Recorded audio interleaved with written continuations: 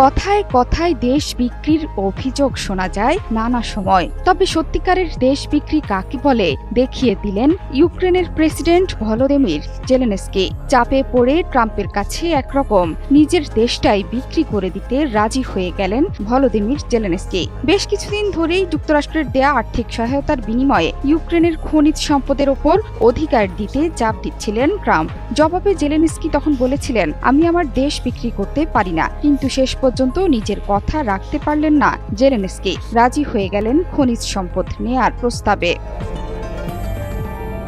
মার্কিন president Donald Trump নিজের প্রতিশ্রুতি যে রক্ষা করেন সেই প্রমাণ এরই মধ্যে পেয়ে গেছে পুরো বিশ্ব। ক্ষমতায় বসার আগেই ইউক্রেন যুদ্ধ বন্ধের প্রতিশ্রুতি দিয়েছিলেন ট্রাম্প, যেই কথা সেই কাজ। ক্ষমতার আসনে বসেই ইউক্রেনের প্রেসিডেন্টকে ঘোল খাইয়ে ছেড়েছেন, আর পুতিনের খুব কাছের বন্ধুও হয়ে উঠেছেন মার্কিন প্রেসিডেন্ট।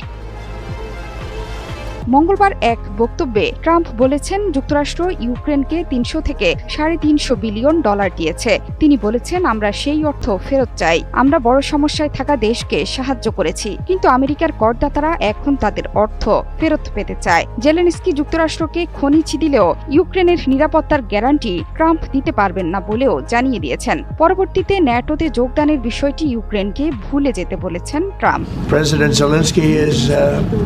এরপরই খনিজ সম্পদ নিয়ে যুক্তরাষ্ট্রের সঙ্গে একটি বড় ধরনের চুক্তির শর্তাবলীর বিষয়ে রাজি হয়েছে ইউক্রেন। কিয়েভে একজন জ্যেষ্ঠ কর্মকর্তা বলেছেন, বেশ কিছু ভালো সংশোধনী নিয়ে আমরা একমত হয়েছি এবং এটিকে একটি ইতিবাচক ফল হিসেবেই দেখছি। এ নিয়ে বৈঠকে বসেছেন ট্রাম্প এবং জেলেনস্কি। চলতি সপ্তাহে ওয়াশিংটনে ইউক্রেনের প্রেসিডেন্ট জেলেনস্কির সঙ্গে একটি চুক্তি স্বাক্ষর হবে। সাংবাদিকদের ট্রাম্প বলেন, ইউক্রেন খুবই সাহসী, তবে যুক্তরাষ্ট্রকে পাশে না পেলে, অর্থ সহায়তা না পেলে ও সামরিক সরঞ্জাম না থাকলে এই যুদ্ধ খুব অল্প সময়ের মধ্যে শেষ হয়ে যেত। শুধু ইউক্রেন থেকেই নয়, খনিজ সম্পদ বিষয়ে রাশিয়ার সাথেও ট্রাম্প চুক্তি করতে পারেন বলে জানিয়েছে জ্যেষ্ঠ ডেমোক্র্যাটরা।